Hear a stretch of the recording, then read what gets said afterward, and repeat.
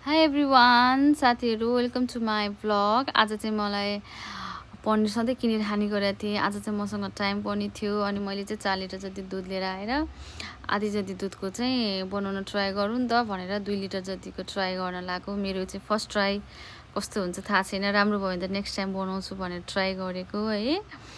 मलाई चाहिँ कहिलेकाहीँ आफूले खाएको कुरा चाहिँ घरमा ट्राई गर्न मन लाग्छ कि, त्यही भएर मैले 2 लिटर 2.5 लिटर जति दुध तताएँ। त्यसपछि हजुरहरूको तताएपछि चाहिँ अनि हदसँग भिनिगर छ भने भिनिगर राख्नु होला। यदि हदसँग भिनिगर छैन भने चाहिँ कागती काटेर पनि राख्न सक्नुहुन्छ। मैले चाहिँ कागती राख्दिएँ अप्सनमा। त्यसपछि मजाले चलाइ त्यो ग्रिन पानी नआउन्जेसम्म मजाले चलाउने है।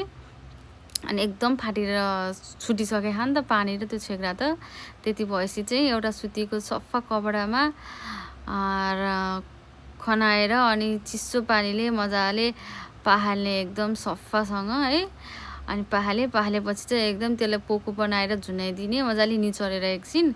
अनि त्यसपछि चाहिँ हजुरको एउटा माथि गरौँ भाँडाले त्यो पोको माथि थिचेर 3-4 घन्टा त्यो पनिरको सेप दिएर राख्नु होला। मेरो चाहिँ यति राम्रो बन्यो है।